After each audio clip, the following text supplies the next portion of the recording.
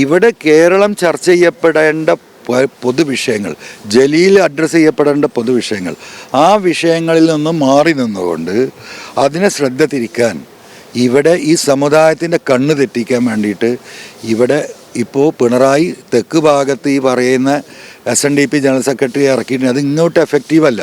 ഇവിടെ സമുദായത്തിൽ വലിയൊരു ചർച്ച നടന്നുകൊണ്ടിരിക്കുകയാണ്. ആ ന്യൂനപക്ഷങ്ങൾക്കിടയിൽ അതിനെ മറികടക്കാൻ വേണ്ടി മലബാറിലെ ഒരു വെള്ളാപ്പള്ളിയുടെ കുപ്പായം ജലീലിന് ഇട്ട് കുടിച്ചുകൊണ്ട് ആട് രാമ ആട് എന്ന് പിണറായി പറയുന്നതിന് ആടുന്നതിൻ്റെ ഭാഗം ജലീൽ നടത്തിക്കൊണ്ടിരിക്കുന്ന ഈ പൊറാട്ട് നാടകത്തിനപ്പുറം അതിലൊരു കാര്യമില്ല. ജലീലിൻ്റെ ധാർമ്മിക ഉത്തരവാദിത്വം ഈ സമൂഹത്തോട്, ഈ പൊതുസമൂഹത്തോട്, ഈ ഗവൺമെൻറ് എടുക്കുന്ന ഈ പറയുന്ന SNDP ജനറൽ സെക്രട്ടറി എടുത്ത നിലപാടുകളോട്, മുഖ്യമന്ത്രി അതിനെ തഴുകുന്ന നിലപാട്, ഈ ഒരു ഭാഗത്ത് വർഗീയത പറയുമ്പം ഈ അദ്ദേഹത്തിന് പൂമാല ചാർത്തി കൊടുത്തുകൊണ്ട് മുഖ്യമന്ത്രി പറയുക ഗുരുദേവനേക്കാളും വലിയ ആളാണ് ആര്, ഈ പറയുന്ന വെള്ളാപ്പള്ളി. അദ്ദേഹത്തിൻ്റെ സമുദായത്തിൽപ്പെട്ട ഉത്തരവാദിത്തപ്പെട്ടവർ തന്നെ ഗുരുദർശനങ്ങൾക്ക് ഘടകവിരുദ്ധമായിട്ടാണ് ഇദ്ദേഹത്തിൻ്റെ പ്രവർത്തനമെന്ന് ഇപ്പുറത്ത് പറയുമ്പോഴാണ് ഇതിന് പൂമാല ചാർത്തി കൊടുക്കുന്നത്. അതിനെക്കുറിച്ച് ജലീൽ അഭിപ്രായം പറയണം.